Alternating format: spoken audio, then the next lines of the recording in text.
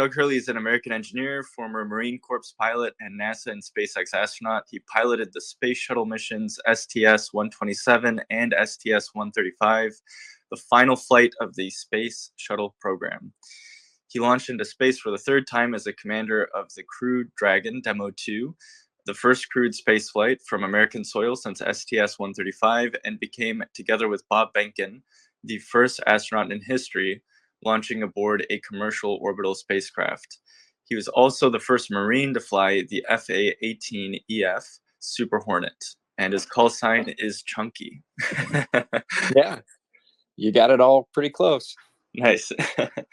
Cool. Well, yeah, I guess before we hop into questions here, so we met you about, what was that, 2 months ago now?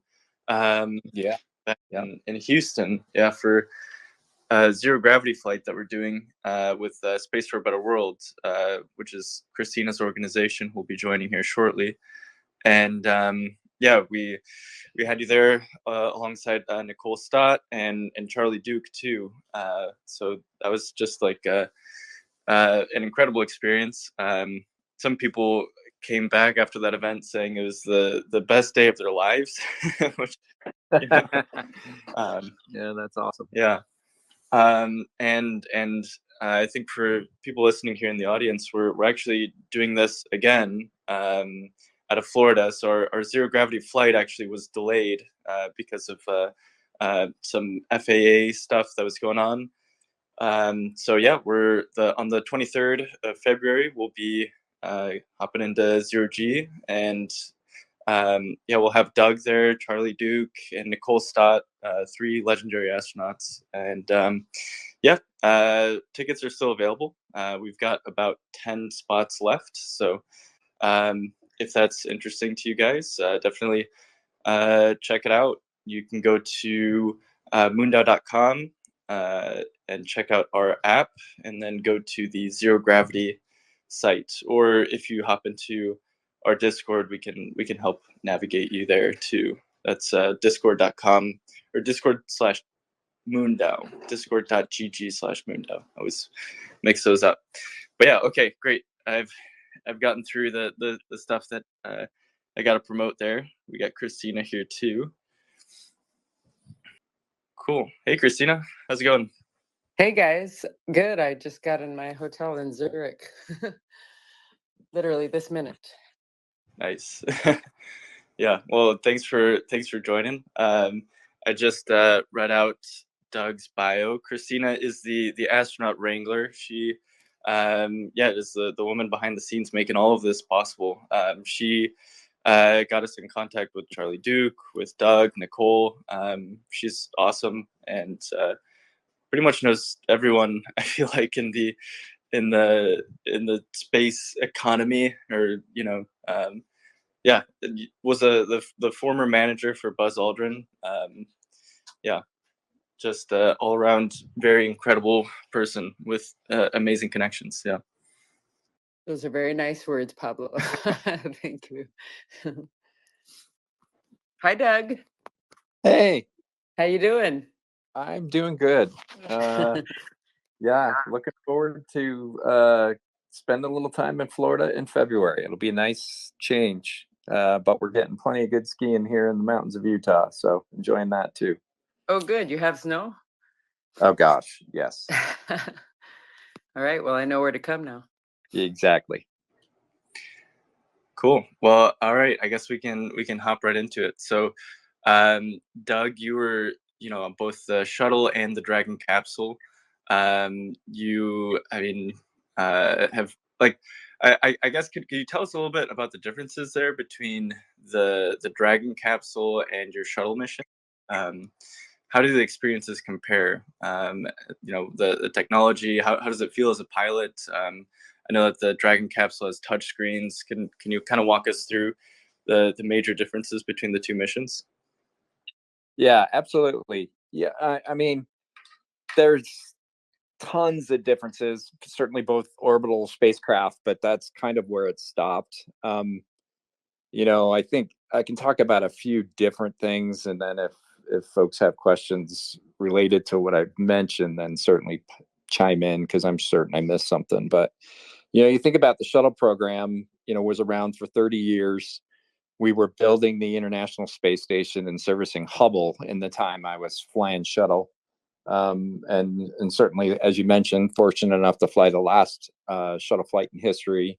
And with the shuttle, it was 30, 40-year-old technology at that point, but the training and the mission was hyper focused and down to the I and crossing the T. And I mean, it was very specific. And whereas with SpaceX, literally us were creating a spacecraft.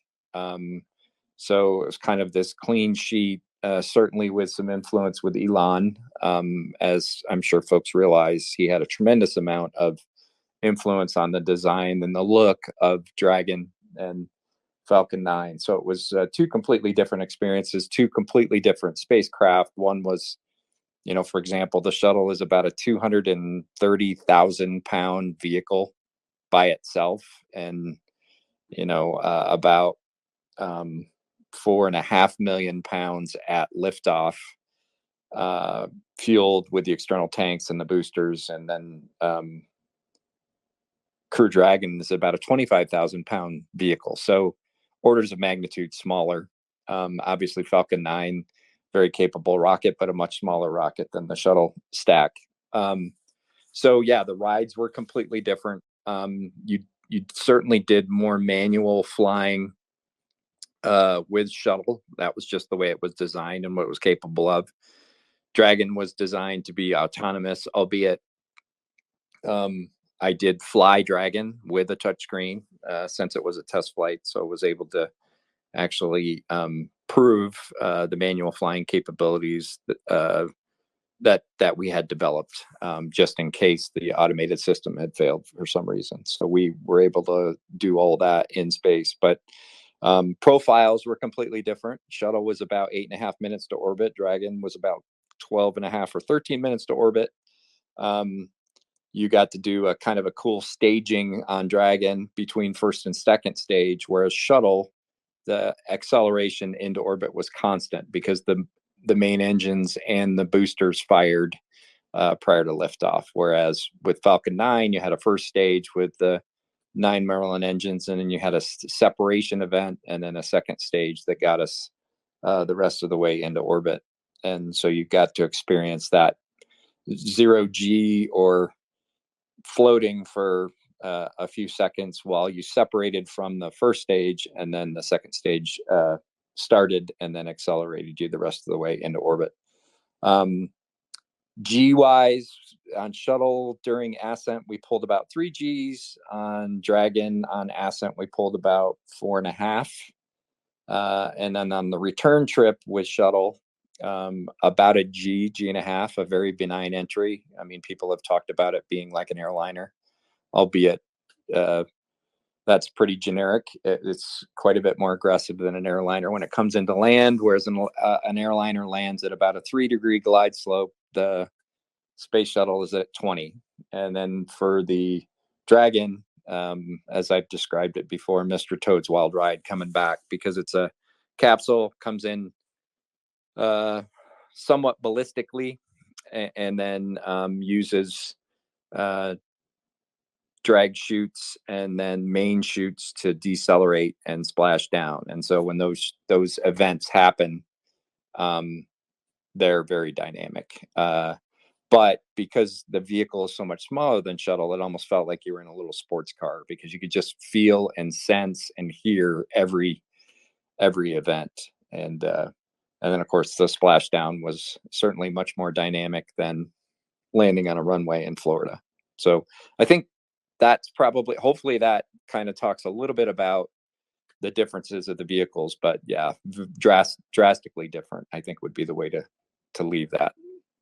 Was Yes. one more fun than the other? That's one question I have. Or were they just as fun? Yeah, it's kind of like who's your favorite kid, or who's your favorite, it's just hard to distinguished. They were just different experiences, certainly, but I'm certain, and as we kind of enter this era of commercial space flight and more people getting to go, it's like any space flight is worth going, and it would be hard to pick a favorite. I mean, I would say the experience of the unique experience of being on the ground floor of developing a new spacecraft. I think the 5th or 6th orbital spacecraft in history. I can't remember.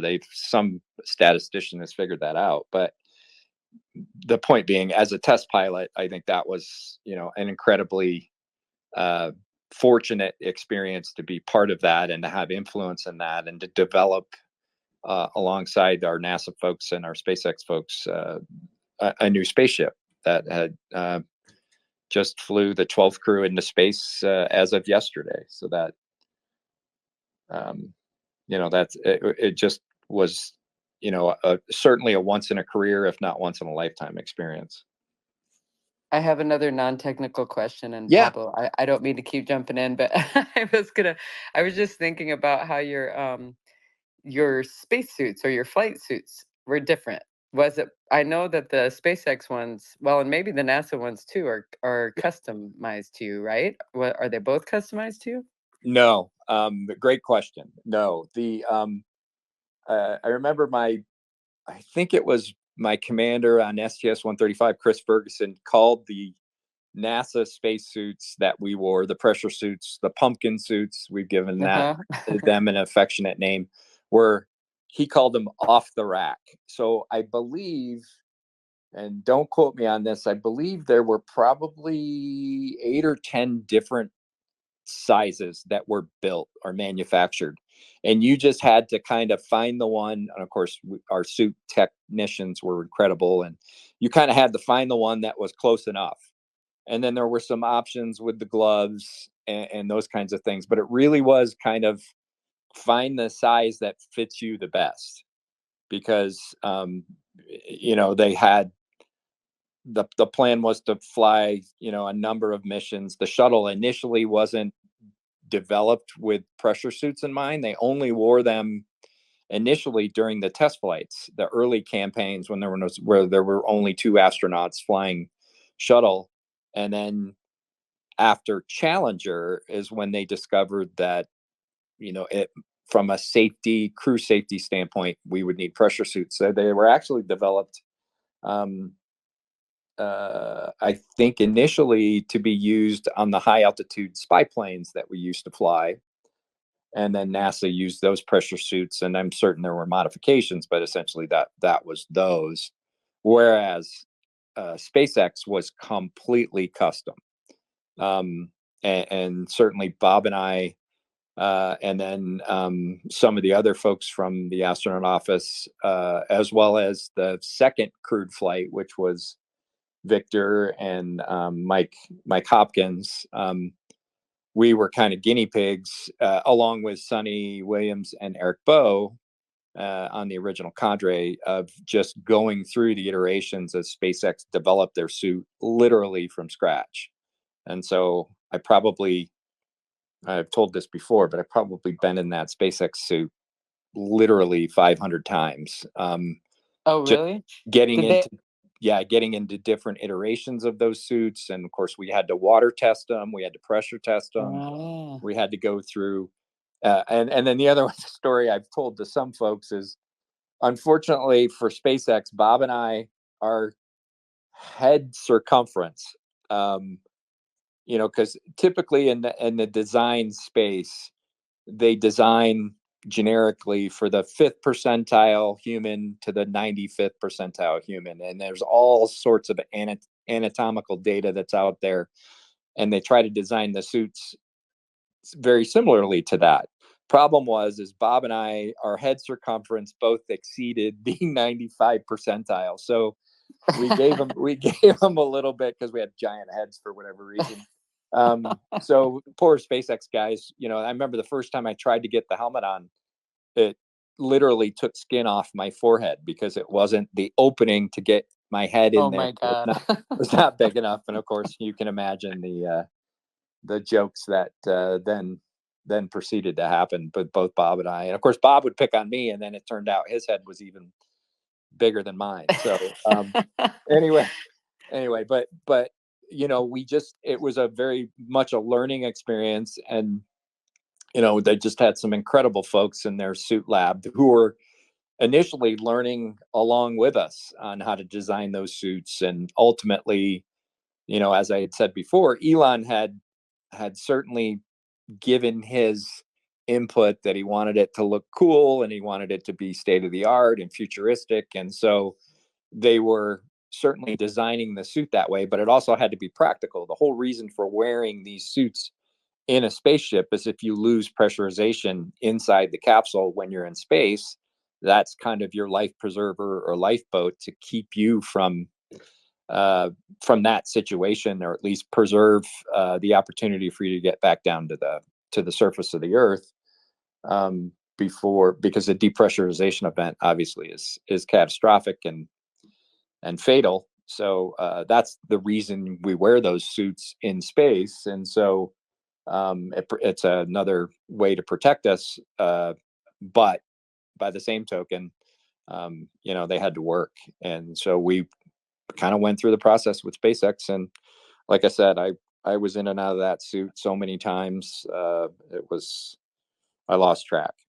Did you gain weight or lose weight, and did they have to adjust the size, or was it always the same? Well, I mean, thankfully, yeah, I think we were running ourselves ragged over that 2 or 3 year, 4-year process. And, astronauts are supposed to kind of keep themselves in shape. And for me, it was always a good way to kind of depressurize and de-stress and relax. And so, but I think to answer your question specifically, I think if that certainly is an issue if you gained or lost significant weight, and probably the gaining would be worse than the losing, but that would be more of a challenge, certainly, because they were basically fitted to you from head to toe, and they're probably still. I'm certain they figured out ways to be more efficient and understand what body sizes work with what suits, and maybe to give you a little leeway, plus or minus. But yeah, they're custom fitted suits, much like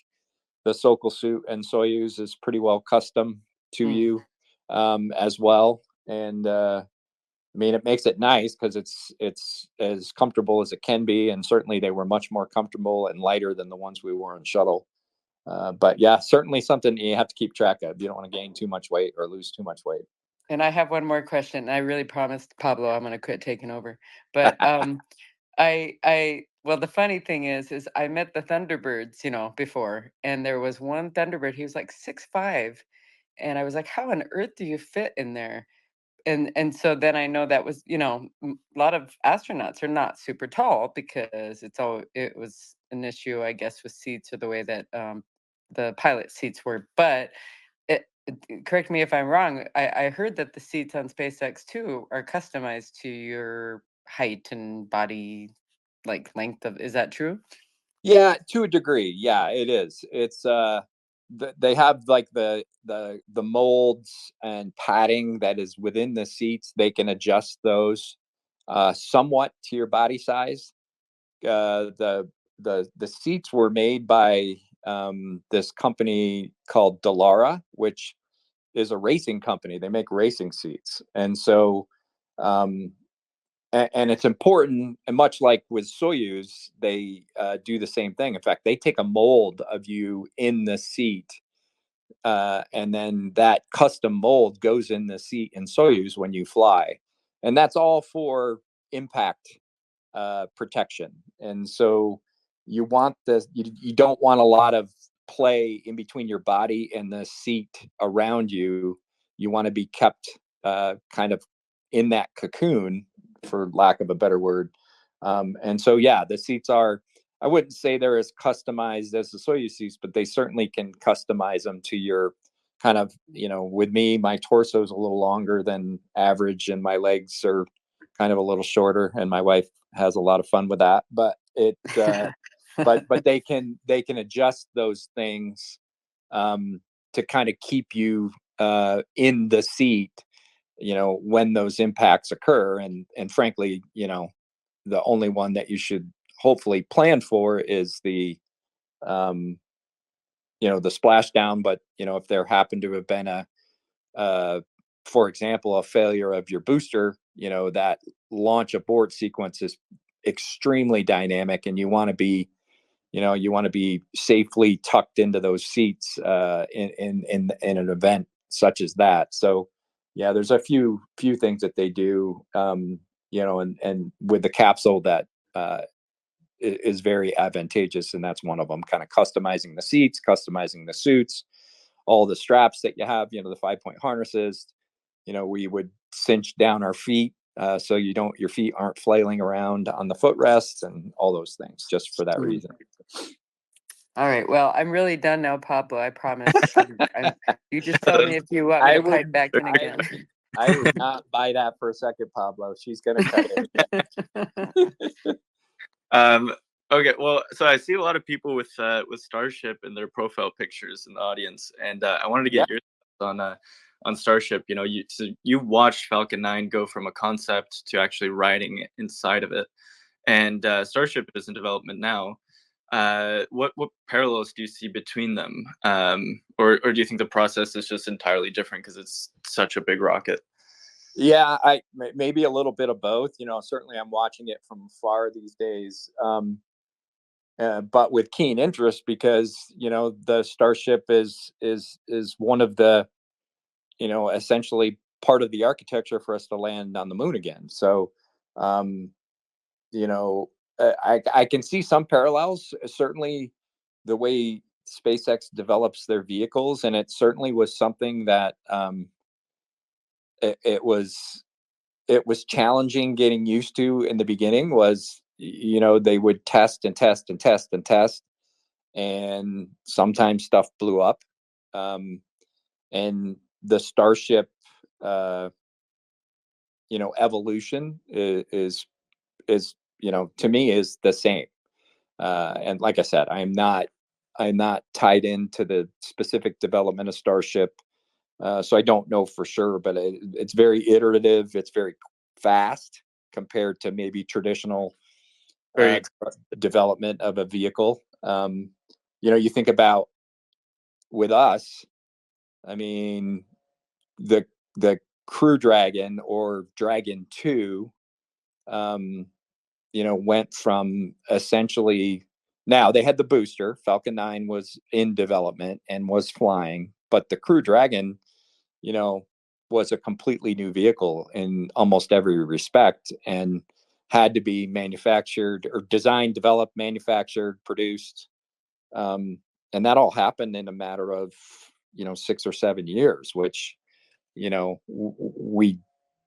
don't see that traditionally. We hadn't seen that before. I mean, airplanes that I had worked on, it was a decade or more to take a fighter aircraft from the design board all the way through operational employment. And so, you can see those parallels with Starship, albeit, what we're asking that vehicle to do from a profile standpoint is drastically different than building a capsule to go to low Earth orbit.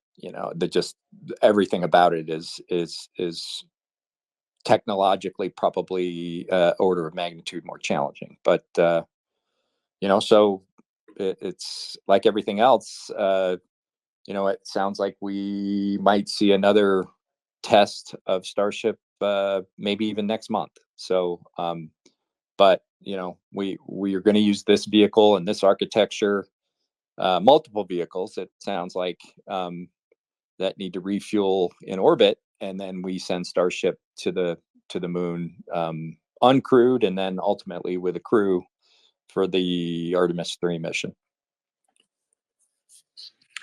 Yeah, so I mean, there's so much stuff going on this year. I wanted to get your thoughts about what what's most exciting for you this year, or even in the years to come. So we've got a bunch of new launch providers, new rockets coming online, missions to the moon, landers, crewed flights. Also shout out to the Japanese space agency that touched down on the moon just an hour ago too. Yeah, yeah, it's awesome. Huge, yeah. But yeah, what gets you out of bed these days? What excites you the most in space?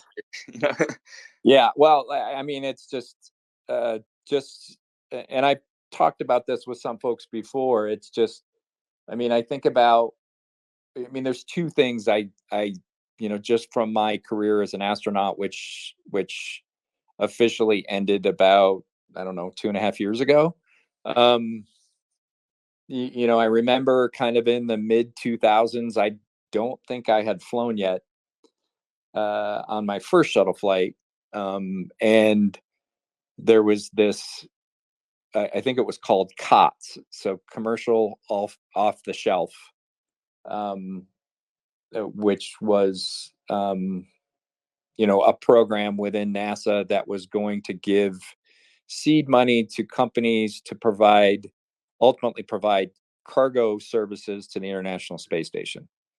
And I think about, that time in maybe 2005, 2006, 2007, somewhere in there.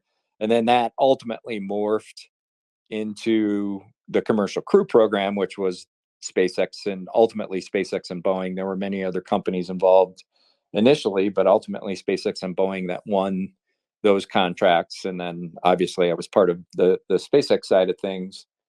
And then to see where we are now, not only in suborbital flights with Virgin and Blue, but Axiom launching yesterday on SpaceX,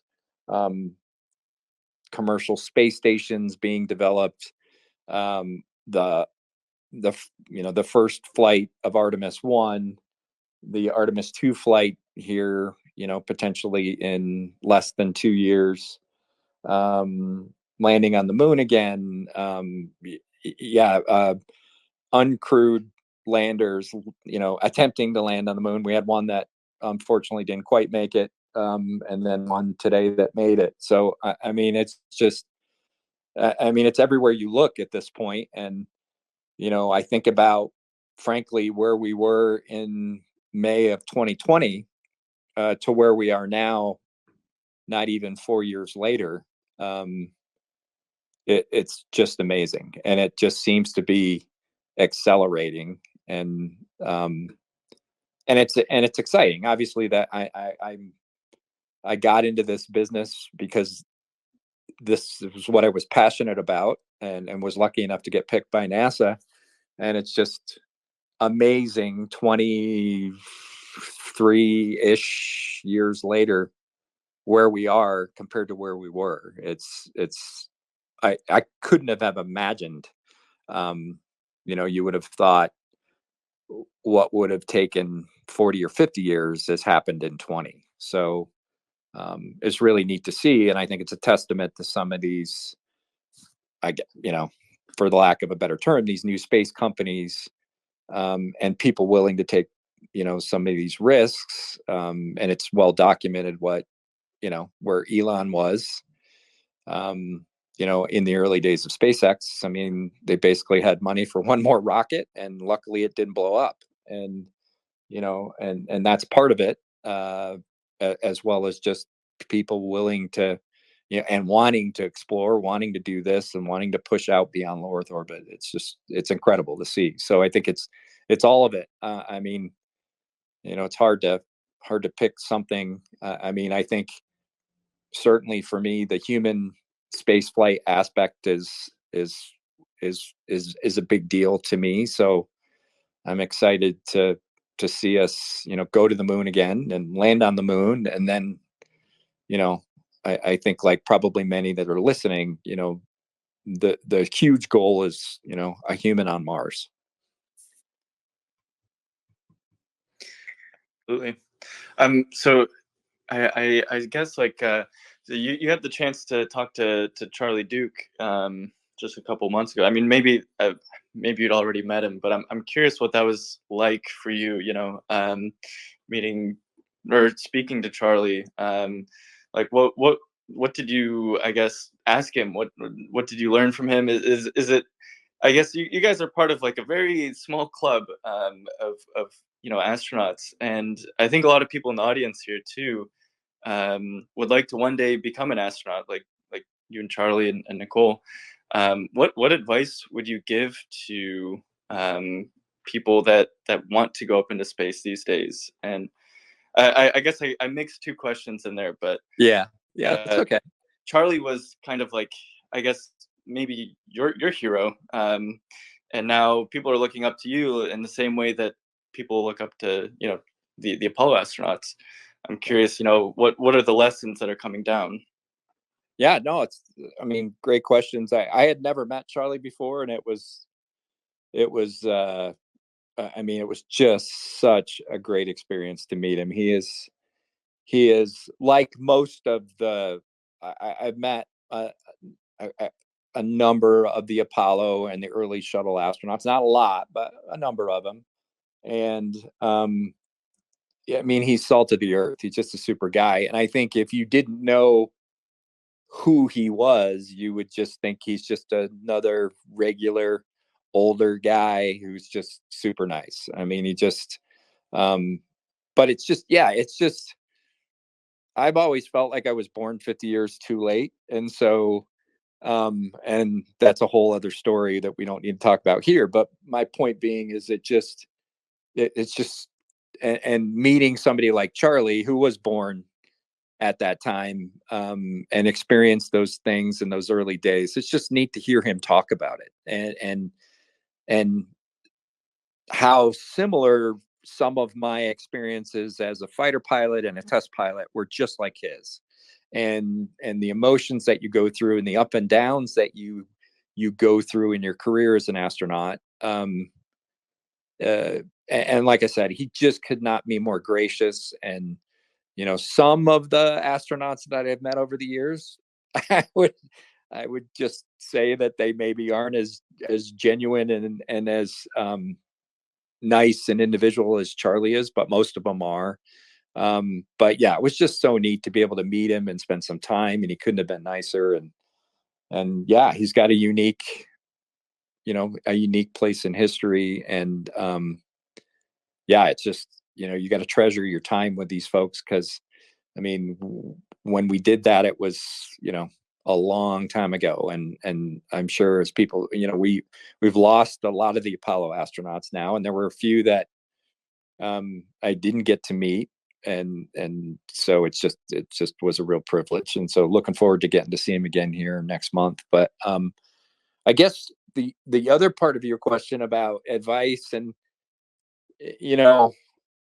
there's certainly nowadays there isn't a one size fits all anymore, because the access to space is ever so slightly opening up, and it will continue to open.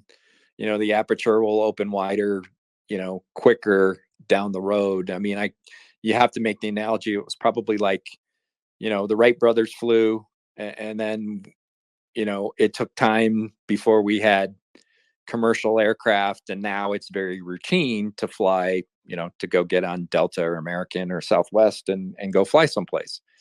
And hopefully there'll be a time when it will be a kind of a similar experience for folks to get into orbit.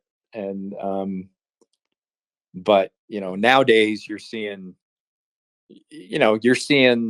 some of that opportunity go to folks, but it's still in its infant stages, I think, in a lot of ways. And I think from the NASA astronaut, if your desire is to be a NASA astronaut, it's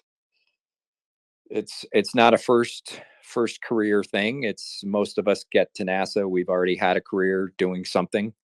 And I think the real key is, be passionate about it. Obviously you wouldn't go into that without a passion for space flight in general. But be good at what you're doing now. Be good at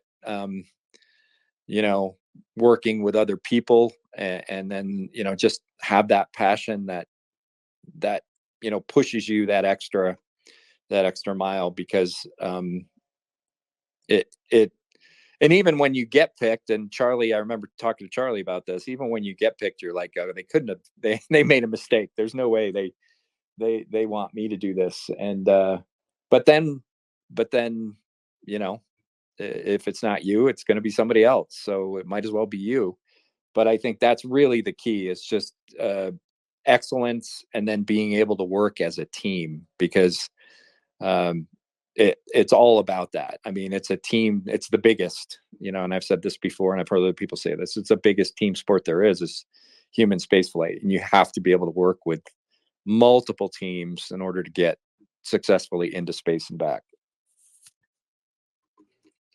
Yeah, I mean, I remember, I think it was Nicole that mentioned this, that like you're kind of roommates with the other astronauts, so you have to you have to actually like them, and you know, all the kind of like common things that you might run into with a roommate in your apartment or your house, like all of those soft skills are incredibly important. You know, beyond just the technical of, you know, being able to actually pilot the spacecraft, etc. Yeah, I mean, it's like anything else.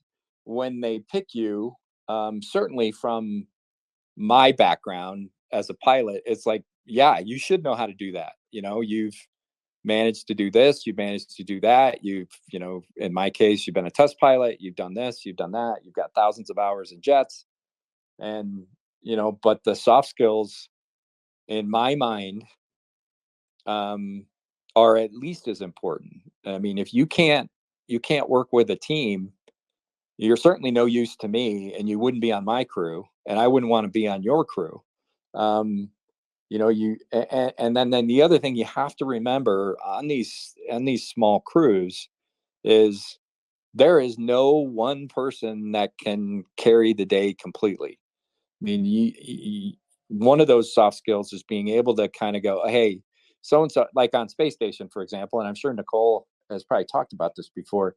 Everybody has a bad day at work. Everybody has a bad day on space station. And so if it's a case of, hey, you know, so and so isn't doing too great today, maybe they got some bad news from home, maybe they did this, maybe they did that, maybe they're just not feeling that great. You know, the chance to jump in, help out, you know, put their lunch in the oven for them, you know, just all those types of things that you don't really think are important become hugely important when you're on a mission like that. And certainly as we go out into the solar system, it's going to be even more important. And, you know, I got to see firsthand, certainly within the NASA astronaut office, the difference, quote unquote, difference between the selection process for how they picked shuttle astronauts and how we pick long duration, what we call long duration ISS, whatever the term you want to use, astronauts. And it's a different person. It certainly is a different person. It's some of the stuff is exactly the same. Certainly they want the best and brightest that they can possibly get. That certainly is never going to change. But that, as you said, those soft skills, those team skills, those expeditionary skills become eminently more important as the missions get longer and more complex. Absolutely. All right. Yeah. We've got some questions here also from the audience. Awesome. Yeah. Someone who describes themselves as a Doug Hurley super fan, who's here in the audience too.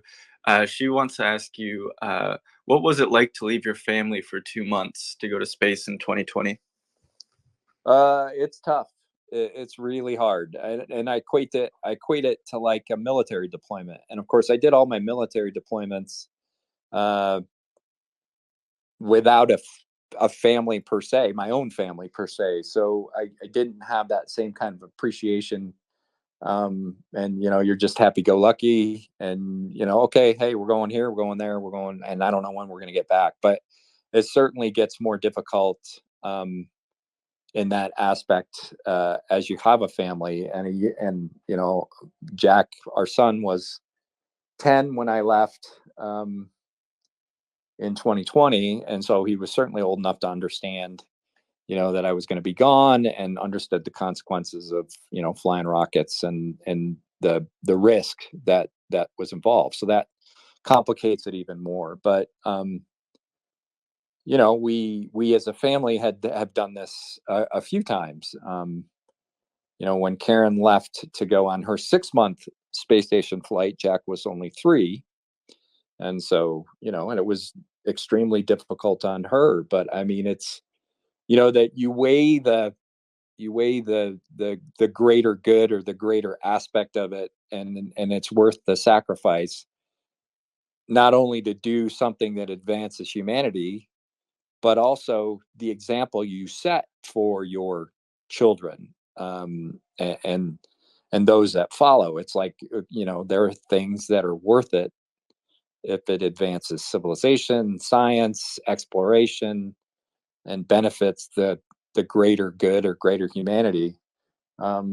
It's certainly worth it, even though it comes at a tremendous personal sacrifice, and potentially, the ultimate sacrifice, albeit, you hope obviously that doesn't happen, but it certainly could. And so all those things make it difficult. And then, and unfortunately that was on top of, we're in the middle of a pandemic. And so you're a bit isolated from the world anyway when we flew in 2020. And and then that was on top of, the previous 3 or 4 years where Bob and I were leaving our families pretty much every week to go out to California.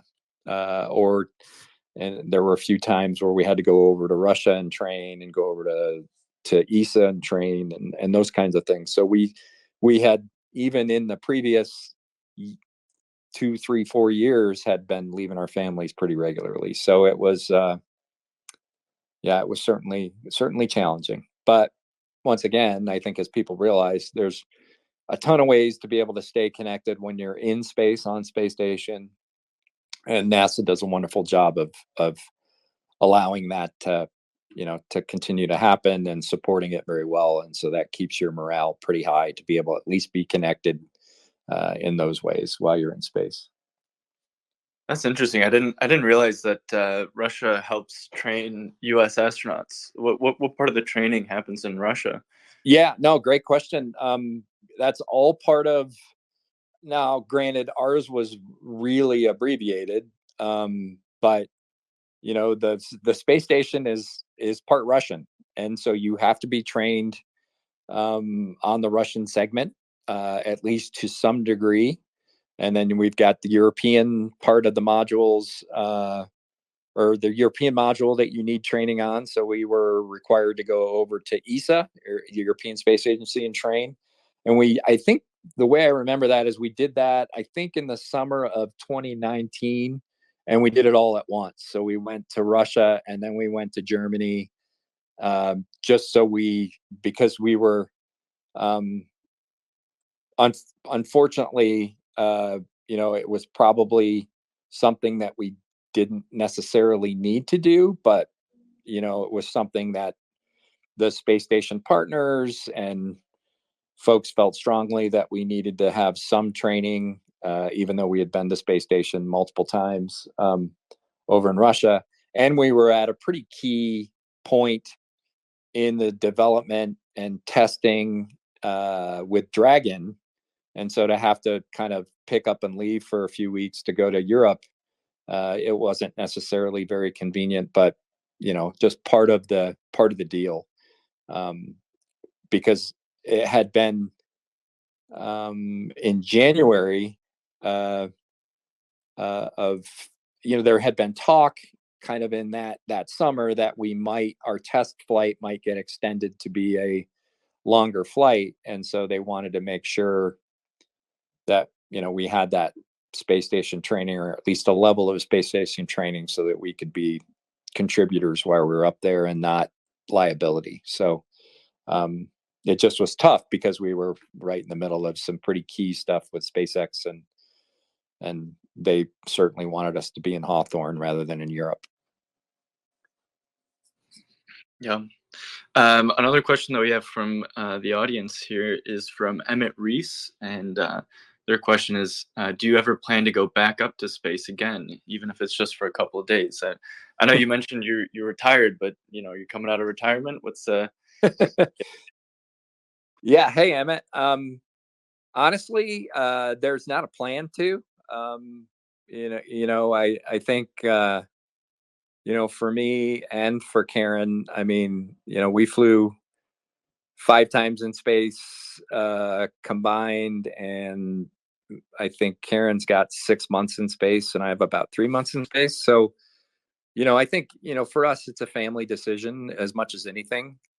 I kind of feel like um, I I accomplished all I wanted to accomplish as an astronaut. The other parts of being an astronaut, a NASA astronaut, certainly are.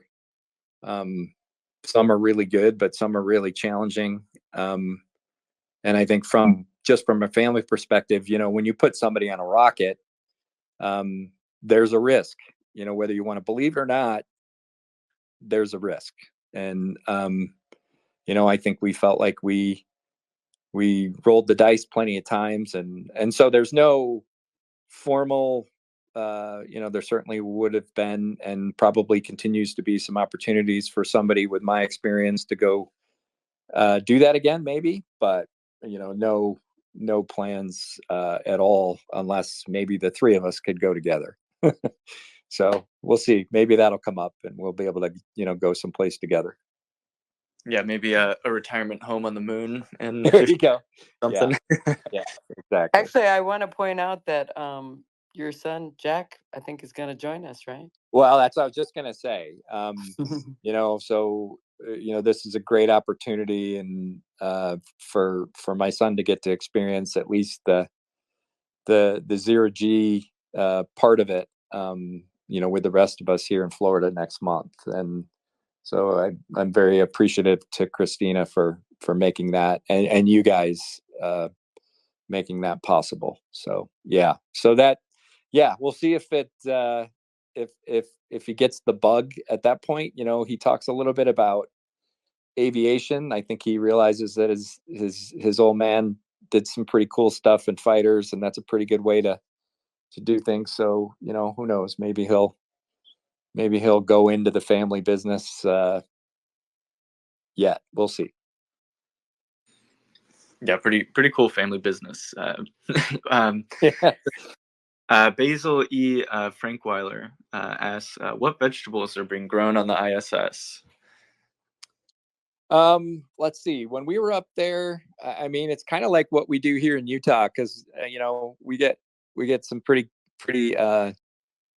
long winters here, and so we've got this cool little grow tower downstairs. And in fact, our salad last night was lettuce that we had grown in our grow tower, and they do a lot of that.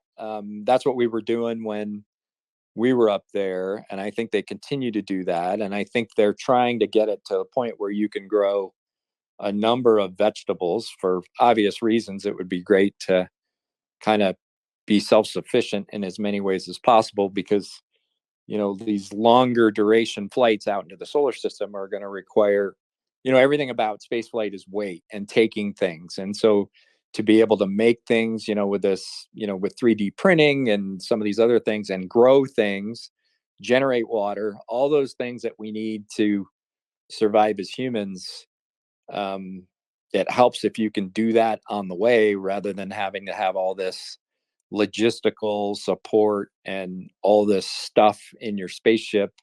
It just makes the spaceship bigger, which makes it just becomes a more challenging proposition the more stuff you need to take with you. So yeah, it's pretty neat. It's pretty neat to be able to grow some lettuce. And that's the thing, a lot of times on space station, that's when the cargo vehicles come, that's what all of us are craving, is the fresh fruit and vegetables.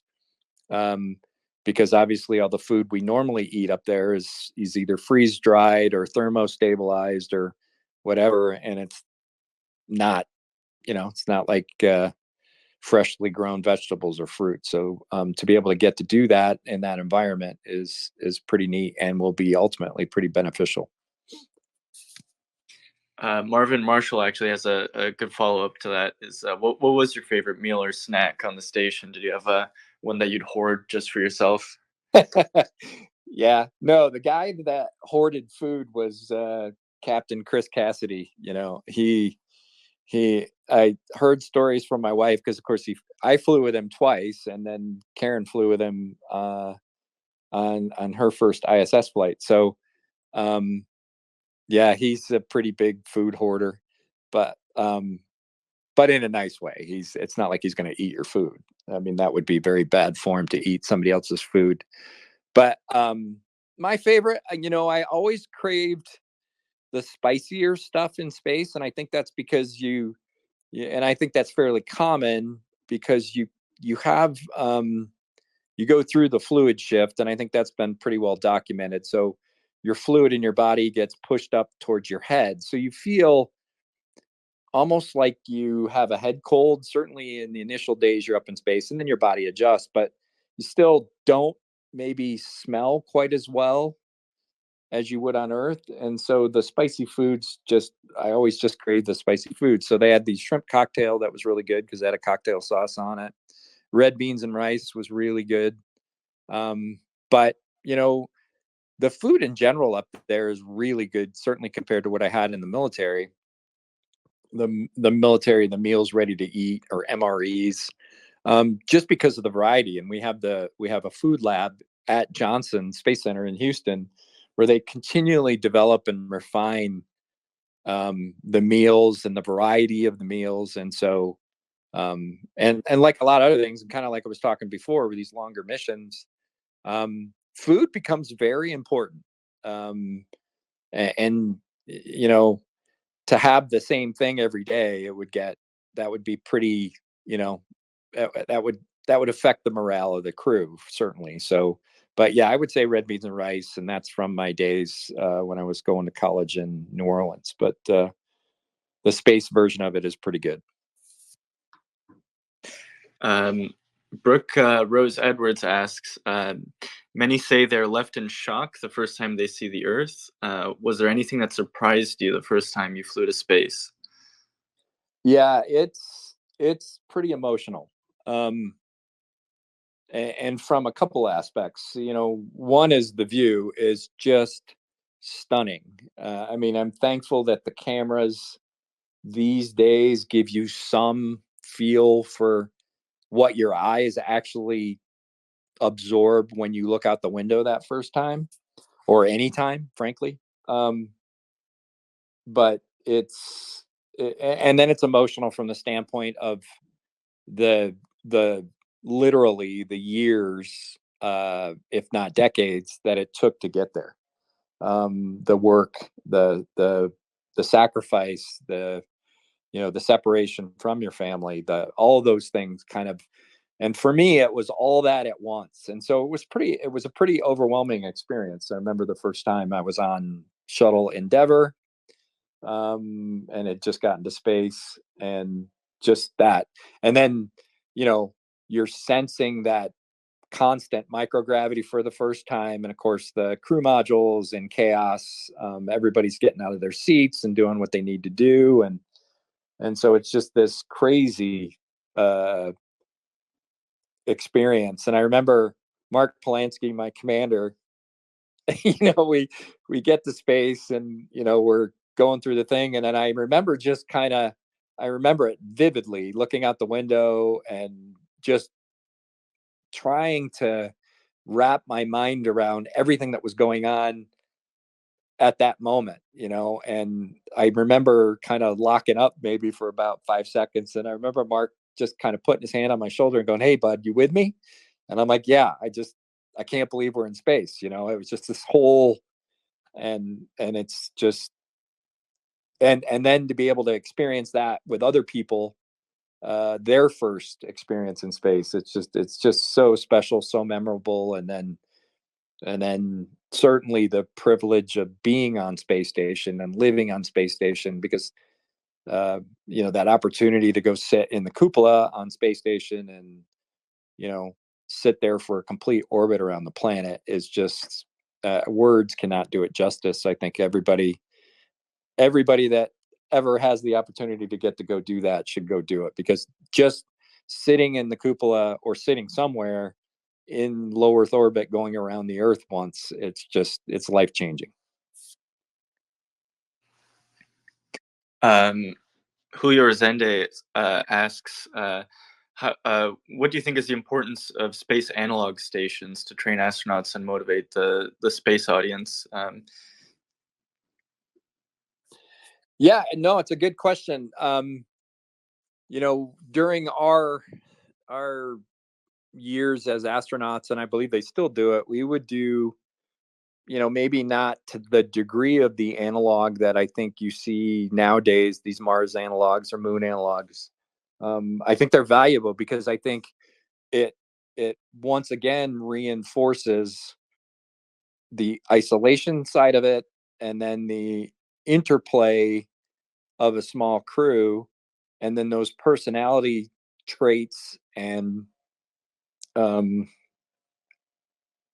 individual personal skills, like you said before, the soft skills, and it gives us that data to know even better who those people that should be selected for those particular missions in the future. And, not only NASA astronauts, but private astronauts, whatever the case may be, to go do these missions. Because I think you see all those types of things and you learn about those things to a much greater degree than those very specific space missions. And, there's still, the longer space missions, we just, there's not a ton of people that have done that. And so to give that opportunity to folks, even though it's on Earth, you can simulate a lot of things. And like I said before, we would go as astronauts, we would go on these NOLS, National Outdoor Leadership School trips, where you were out in the mountains, or you were up in Alaska canoeing, or you were there, Canyonlands here in Utah, with a small group and isolated and those types of things. And it was and I remember probably the closest analog that I ever saw was winter NOLS, where we did 10 days in the Wind River Mountains with a small group of us, 4 or 5 astronauts and a couple of NOLS instructors, in the middle of wintertime, and surviving and counting on your crewmates or your team and all those things. And, which very much effectively was a Earth analog of what it would be like in space. And to me, winter camping was exactly what it's like in space in so many ways. And so it was, but I think they're great. And it also gives people that may not be able to ever get to space or have the opportunity to get to space to experience a space-like mission on the planet. And then, like I said, they're contributing to these future missions out into the solar system. So I think they're great. Juan Smokey de la Garza asks, upon your first return from space, how long did it take you to adapt to gravity again? Yeah, great question, Juan. For my first flight, and this is, I think, pretty common based on talking to some other folks that have gone to space. Your first flight, in a lot of ways, you don't know how your body's going to adjust going up or coming back. What I would say for me is just the first caveat is my first flight was 16 days. So it was a shuttle mission, STS-127. It was an assembly mission, long one, but still, by definition, a short duration mission. And I remember going uphill. I was very lucky. I didn't get SAS, or what they call space adaptation sickness, very much like a motion sickness. It's pretty common, but I was lucky I didn't get it. But I didn't really have much of an appetite going up for maybe the first 24 hours. And then coming back, I remember in the shuttle, as we were talking about with Christina earlier about our the launch and entry suits we wore on shuttle. They were those big bubble helmets that we used to wear. And I remember coming back in on the entry day coming back into land in Florida, and my head I had to consciously keep moving my head back up straight because it was sagging. And this was when we were just starting to experience G's, like tenths of G's. And then I remember the other thing after we landed, traditionally and typically, just because it's the easiest, everybody else got out of the shuttle before the pilot and the commander. And then it was just Mark and I, the commander, left on the shuttle flight deck. And the closeout crew guys like, okay, Doug, ready to, get up and get out of your seat. And I went to stand up, and I was like, I felt like I was 1,000 pounds. And so, and then walking was a little odd and all those things. And then I remember my second shuttle flight, literally 2 years later. It was amazing how much more quickly going uphill and coming downhill my body adjusted, to the point where after my second flight, I remember we were out in Cocoa Beach and having dinner after the day we landed. And I didn't even feel like I'd been to space. And then on our long duration flight, I expected it to be worse. Again, because typically that's the experience of folks that have done long duration. And then add to that, we were going to land in the water, which is not good for, your space adaptation or your readaptation to Earth. But it was, I think, like my other flights, my body remembered, even though it had been several years since I'd flown in space, and it was actually pretty straightforward. Now, the recovery process for a long duration flight is longer than short duration, but I think the one thing that's just incredible about the human body is it remembers and it adapts. And I got to see that, and it was pretty neat. Nick Sanchez has a question here too. He asks, which habits do you use to stay mentally fit? Any experience from the military or space? Yeah, I think, we all have these ways that we kind of get through the day. And, I think as pilots, everything is a habit pattern. Everything is a checklist, and that's how you stay, that's how you stay in one piece as a pilot. And I think that translates well to space flight. And then I would say the other thing, as an astronaut, certainly as a NASA astronaut, and certainly in the era when we were selected, which was in 2000, if you didn't have a level of patience that was pretty huge, you were going to have a tough time, because the wait to fly in space was very long. There were people at NASA while I was there that waited over a decade to fly in space. And that was a number of years was pretty typical. And it was a function of many things. One, there were probably too many astronauts at that point, and they had wanted to kind of make sure they had enough to fly space station. Of course, space station was behind, and so the line was very long. And then add to it, the accident in 2003 with Columbia, and it was a long wait. So folks that know me well know that the patience that I had as a 25-year-old was significantly less than the patience I have now, which isn't great. I'm still working on it, as my wife would attest. But, I think that part of it is just staying confident in yourself and staying confident in the process over, for me, it was almost 9 years before I flew the first time. That was probably the biggest mental challenge that I've gone through in my professional career, was, and then, just working your way through that, knowing that it was a marathon, and knowing that, you just had to kind of keep doing what you were doing, and the opportunity will come. And then, then I flew 2 years later. So, it's just one of the many lessons you learn along the way is, sometimes it just doesn't happen. It doesn't happen. A lot of times these great things in your life don't happen overnight. Every now and again they might, but usually it's an exercise in a huge amount of patience and perseverance and not quitting. Did you say 25? Did you start the process of becoming an astronaut when you were 25 years old? Well, for me, I mean, arguably, the pilot pool to get to NASA, typically starts really, really early. I mean, it probably was even earlier than that if you are being technical, because when NASA goes through the selection process, there's half a dozen different I guess career buckets that they put prospective astronaut applications into.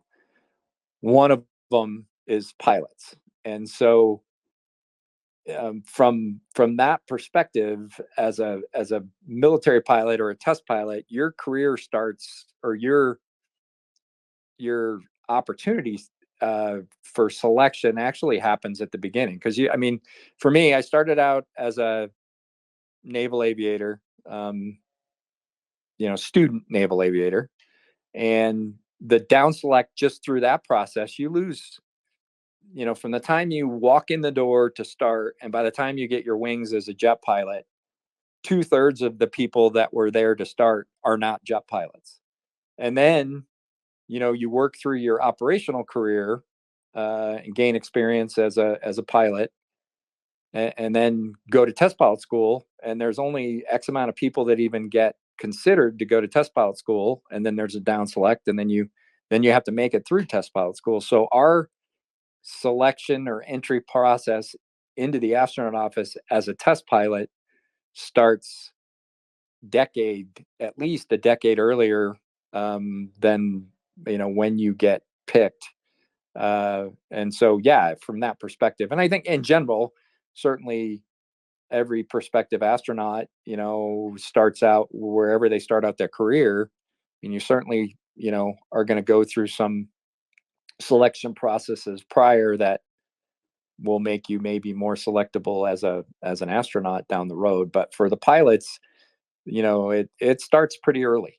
Did I have any intention of being an astronaut when I started out as a student naval aviator? No, I did not. But certainly that process made me much more competitive when I finally decided that's what I may want to do. What was what switch went off in your head to go from, okay, this is actually a real possibility, I actually want to become an astronaut? Was there a particular moment, or was it kind of gradual? Well, in some ways it was certainly gradual, because I kind of went to college with the intent of joining the military, because that was the way to pay for college. But I knew nothing about the military other than I had this incredible interest, even as a young kid, with airplanes and space. And so, you skip ahead a few years, and I remember one of my commanding officers when I was a fighter pilot, he's like, hey, you got an engineering degree. You could go fly the shuttle. And it was really that moment in a lot of ways that was like, holy cow, yeah, I could maybe. And that's when he said it. He goes, but typically NASA only picks test pilots. So, but with your engineering degree, being a test pilot, or at least being competitive, having an application for test pilot school, that might keep that thing rolling. And so, anyway, yeah, that was the first time that I probably seriously considered it. And then another squadron mate of mine was very interested in going to NASA, and he's like, hey, can you fly me down to Houston? And so we flew down, and I got to meet some of the the folks and got to see, the Johnson Space Center, and we had a couple friends that we had known in our fighter community in the Marines that had gotten selected as astronauts, and so they showed us around a little bit, and that was kind of probably the moment where I'm like, well, at least maybe I'll do this. This seems like it'd be pretty neat. So yeah, it was, in some ways it was very much a iterative process or kind of a gradual process. But it certainly started with that, that moment with one of my commanding officers, saying, hey, you could fly the shuttle, so, because certainly I didn't think, that was even in the realm of a possibility back then in kind of the early to mid 90s. So. Hey, KW asks, were there any pranks that you guys played on each other in space, or any particularly funny moments that stand out? Yeah. I think in general, things are just funnier in space. I don't know why, but they are. But there was my first flight. I remember distinctly this event. I remember it was the day before we were going to undock.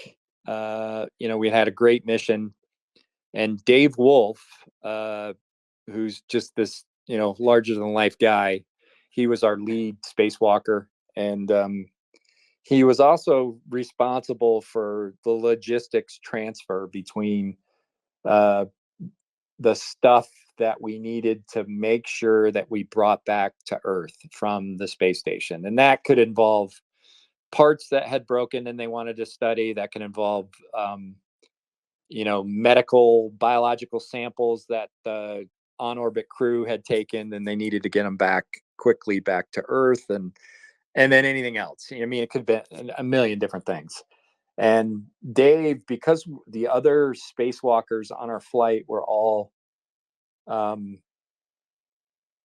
first-time spacewalkers, Dave was obviously very focused on making sure all 5 of our spacewalks were successful, because it was, there were only a few flights, frankly, in the history of the space shuttle program that had 5 spacewalks. Some of the Hubble flights, and there was a few of the assembly flights for space station. So the responsibility was pretty huge on Dave. And so, long story longer, Dave kind of blew off his logistics job.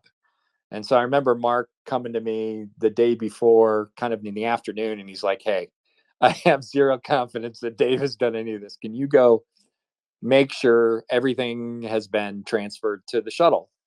I'm like, yeah, sure. And so I went all over the space station, and I had it down to one. I don't remember what it was, but there was one item left. And it wasn't in the logbook. We couldn't figure out where it was. And then I went looking for Dave, and I couldn't find Dave. So I'm in the space station, and I can't find a human, which in and of itself was pretty funny. But I think he was taking a nap in one of the Soyuzes, and there was all these nooks and crannies you could hide behind, and then they couldn't find you. But anyway, so Mark's like, okay, I'll fix this. And so he gets on the mic, and there's a way to be able to make an announcement through the entire stack of the shuttle and the space station. And he's like, attention on board the International Space Station. This is the commander of Endeavour, Dave Wolf. Report to the bridge of Endeavour immediately. And because I had looked for Dave for like an hour, couldn't find him. And so we're sitting up there on the flight deck, because Dave was the only one that would know where this part was. He comes floating up through the mid deck up to the flight deck, and he goes, this can't be good. And so anyway, we got Mark starts asking him questions, and Dave's like, the first question is like, do you remember transferring this to the mid deck? And Dave's like, I don't recall that event ever taking place. And then he keeps pressing Dave on the question about where this thing is. And then finally Dave's like, yeah, I think I put it here.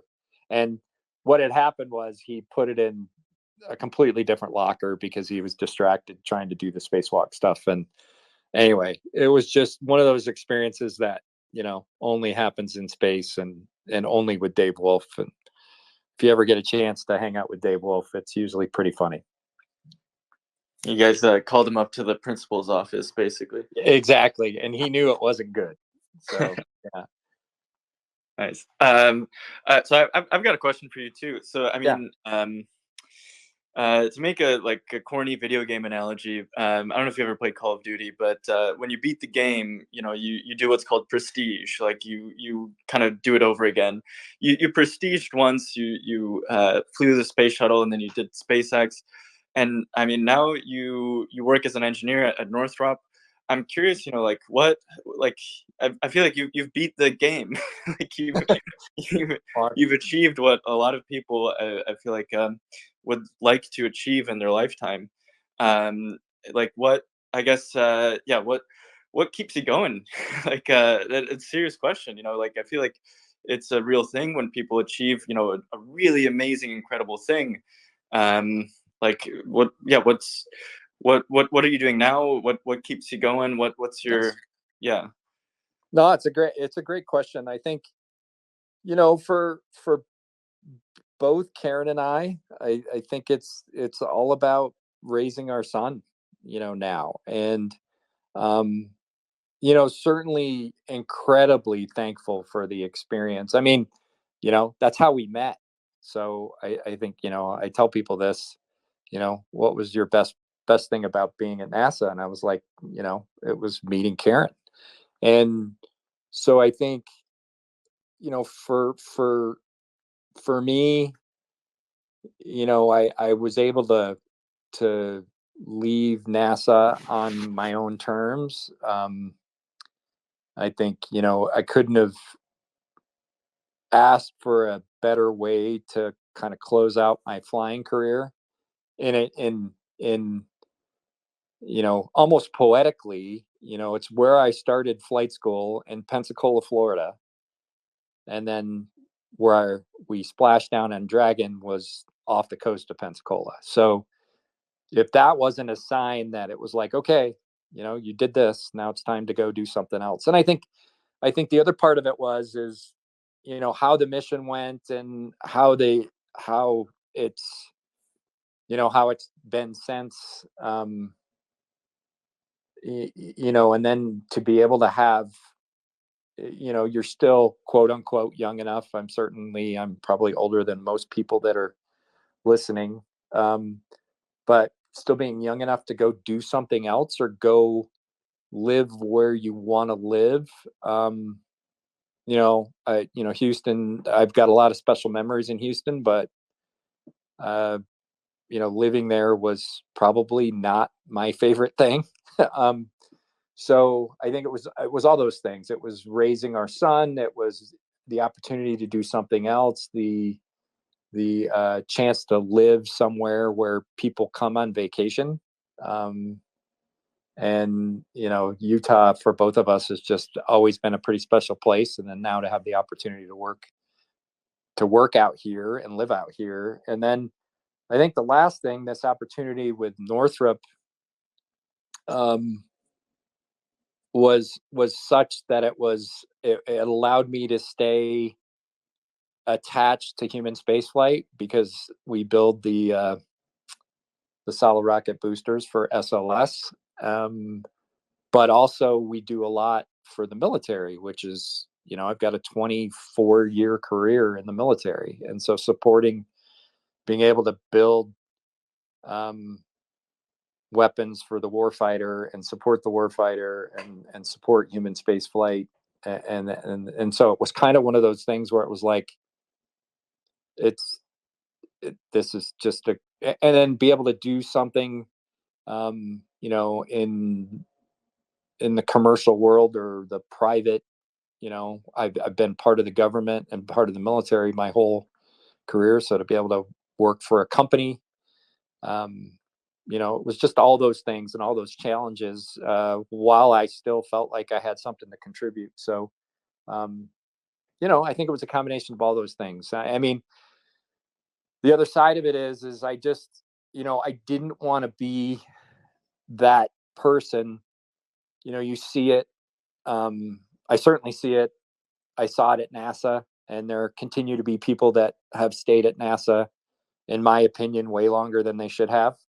And that you see that with professional athletes, they play 1 or 2 or 3 years longer than they should have, and there was no way I was going to be that person. And so I think it was a combination of all those things, I guess. Hopefully that answers your question. Yeah, no, I mean that makes a lot of sense. Yeah, I mean it's incredible. I mean, I feel like, looking back on your life, you already have achieved so much, and I mean you're still pretty young. So yeah, yeah, sort of. I certainly feel younger than I probably am on the calendar, but yeah, I mean, yeah, it is what it is, and I certainly don't have any regrets. Yeah, I mean, Charlie's 88, and he seems like he's 60 or something. Yeah. Yeah, I feel like there's a lot of life to live. Cool. Okay, we've got a couple more questions here from the audience. Sure. I don't know when you've got a cutoff here either. No, if they've asked the questions, I'd love to answer them. So okay. They took the time, I'll take the time for sure. Okay, appreciate that. So let's see. Jake Michael Thompson is asking about Mars. So he wants to know, do you see astronauts living on Mars in your lifetime? Yeah, I mean, Jake, it's a great question. There's kind of two things here. I think one is, I remember Chris Ferguson, my commander from STS-135, used to say that all the time, is like, okay, we'll have people on Mars about 20, 25 years after we make that decision to go to Mars. And, in light of what we've seen and how quickly things have advanced over the last few years, and certainly well publicized that, that's Elon's ultimate goal. And certainly, he's proving that that's a worthy concept, and that, it might be a possibility. But on the flip side, what I would say is, I agree. I think in a large part with Chris's statement, in that, it's going to be this multi-company, multinational effort. I think really it's going to have to be. I mean, maybe Elon and SpaceX can do it on their own, but I just think it's going to have to be this collective effort. And then I think the other thing is the technological challenges of going to Mars. I think certainly we can overcome them, but I think the biggest challenge is keeping the humans alive, and allowing them to survive and thrive over the course of a couple of years. And something that doesn't get talked about a lot is the radiation exposure that you would be subjected to going to Mars and living on Mars. And so those types of things have to be addressed. And then, once again, feeding the astronauts, keeping them healthy, going from a microgravity environment to a limited G environment like you would experience on Mars. And then, the climate on Mars, surviving those things. So there's a lot that needs to be overcome. And I just think, a collective public-private national effort is what it's going to take to be ultimately successful. I'm certainly not of the opinion, these one-way trips. I'm not. To me, that's not successful. I mean, it might, in somebody's mind, might be worth it to, get to Mars, and then that's your final resting place. But it's certainly not, I think, what would be considered successful. So I think, there's a lot to do, but I'm hopeful, like I said, especially given that what we've seen in the, certainly the suborbital and the low Earth orbit regimes just over the last decade. I certainly, it's certainly encouraging. Jay asks, from your time in space, what was the coolest experiment from your own experience? The experiments, yeah, that's asking a pilot what his favorite experiments are is, yeah, you're probably better served asking a scientist. But we did this capillary flow experiment, or I did it with the payload or primary investigator. Kind of where they're in some of the stuff we did on space station. I don't know if people know this, but some of the stuff we do, you're actually they've piped in the researcher is able to kind of watch over your shoulder and talk to you while you're going through the experiment. And like I said, it was a capillary flow experiment. It was I think had to do with a possible low cost water filtration system that we could use in third world countries, and because you just deal with so much disease with contaminated water sources and all that stuff. So it was kind of a neat premise. And then the investigator was just such a super person and so excited about it, and it just made you excited about it. And yeah, I remember distinctly going through that day or that afternoon, and it was just, I was kind of thinking it was going to be one of these more, because some of the experiments you do up there, you're kind of just turning on switches and it's all self-contained in one of the payload devices, and you're just maybe taking data or just looking through a window and recording what you see, those kinds of things. But this was really interactive, and you were going through it and setting it up and going through the whole thing. And yeah, it was a fun afternoon. And that I just the excitement that investigator had was just so infectious. It was just, yeah, it kind of made my day. I remember that distinctly. Yeah. So okay, I think we've hit the end of the questions from the audience. I want to share again that we are going to ZeroG with Doug, your kid too. We've got Nicole Stott on there too, Charlie Duke, Apollo 16 astronaut. It's like I will be on there too. Christina also, of course. I would just say, if you get a chance to meet an Apollo moonwalker, that in and of itself is worth going. I mean, the rest of it is just icing on the cake. But just what a great guy Charlie is. It's just that in and of itself should be, if you're on the fence, that should get you off the fence and get you down to Florida next month.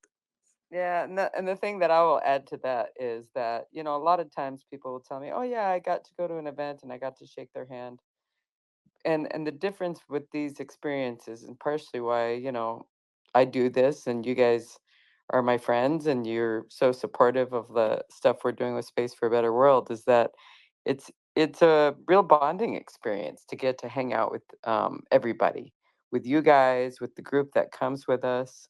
It's a very special experience, and I'm really excited for you, Doug, because you told me you'd only done one ZeroG flight before, right? Yeah, I don't know if folks realize this, but yeah, we get the opportunity as new astronauts to do a ZeroG flight on what's affectionately called the Vomit Comet when we're brand new. So when we're still astronaut candidates. So within the first year and a half or 2 years you're at NASA. I mean, I've experienced ZeroG in a fighter for a very short amount of time, several times, but it's not quite the same as getting to bounce around inside an airplane. So yeah, this is only going to be my second opportunity. So I'm excited about it, and I'm certainly excited to share it with you guys as well as my son. It's going to be fun. Yeah, and a point of information here. So for non-U.S. citizens, the reservation needs to come through before Monday, the 22nd. So just 3 days from now. So if you're not from the U.S., you can reach out to Christina on stage or me, or DMs are open, and we can help expedite that. But yeah, we've got just a few seats left. And yeah, I mean, it's cold out there, but the flight is in Florida, so you get to escape the cold too. We're in Cocoa Beach, and yeah, you're in Florida, which is you can have like a beach weekend kind of if you want. And the other part of it is, I just want to add is there are so many rocket launches now that Exactly. Yep. it's possible, last time I did a ZeroG flight there at KSC, I didn't even know there was a launch, and we were in the hotel. We usually stay, on the beach, one of the beach hotels, and there was like a banner in the lobby, and it was like, oh, launch tonight. So we ate dinner, some of us that were on the flight, and then just ran down to the beach and then saw a SpaceX launch. So you got a good chance of doing that if you come to Florida for this with us. Totally. Well, yeah. Thanks so much, Doug. This was really a pleasure. Really looking forward to see you on the 23rd in just about a month. It's really coming up. Yeah. Also, one last thing that I want to mention too is on the 25th we'll be doing our selection. So we're selecting someone for a suborbital flight with Blue Origin, and yeah, we had over 2,000 entries into the sweepstakes. So really looking forward to see who's going to be the one that we draw out of the hat. It's pretty exciting. I know, I'm in the hat. I don't have a lot of tickets in the hat, but I do have a token. And you just never know, right? Because it's like a random selection. Yeah, it's kind of like I said, you're not going to get picked if you don't have your name in the hat. Yep. So yeah, we were talking about giving you an entry, but we thought, I would hate to take a spot away from somebody who's not gotten to do this. So I really appreciate it. But yeah, once again, somebody else needs to go do this. It's too incredible of an experience. So well, and I'm here in Davos, Switzerland. I've been at the World Economic Forum, and so I actually was on a panel talking about tokenizing, trips to space. So of course I gave a big plug to MoonDAO in this panel, and a lot of people came up to me just saying, "Wow, you can really like buy a token to go to space." And it's just kind of interesting to talk to people here who it sounds like impossible. Like they think are you serious? And I'm like, yeah, I'm serious. And then of course telling them about the zero gravity, stuff too. So it's whenever I get a chance to kind of expose people to the opportunities, who don't automatically know about it, that's exciting to me too, just to raise awareness for people and welcome them into our space ecosystem in some form or another. Exactly. The more the merrier. It's only going to get better. Yep. And by the way, I just want to mention, because I know you were mentioning the names of all the people who asked questions, Pablo. And the first question that you read was from Astro Eliza, who is a kid from Romania that is tuned in right now. So I just wanted to acknowledge her because I think she stayed up late, or she's staying up late. Oh yeah, it's probably pretty late over there. Yeah, thanks for staying up. Well, she doesn't have school. It's weekend. But anyway, just wanted to let her know that we read her question at the beginning. Yeah, and the space is recorded too. So if she'd like to go back and see it, yeah, you guys can always tune in and rewatch the whole thing. And we also upload these up to YouTube as well. So awesome. All right. Well, thank you so much, Doug. This really was a pleasure. Really looking forward to see you in about a month. So yeah, thanks for being with us. Christina, you too. Thank you for joining. As always, and also thanks to Ryan for helping coordinate so much of this stuff behind the scenes, and thanks to everyone in the audience too. a lot of thanks to give. But yeah, cool. All right, thanks you guys. It was awesome. Appreciate it. Looking forward to seeing everybody in a month. Yeah, thanks, Doug. Talk to you soon. You bet. All right, bye everyone. Bye. Bye.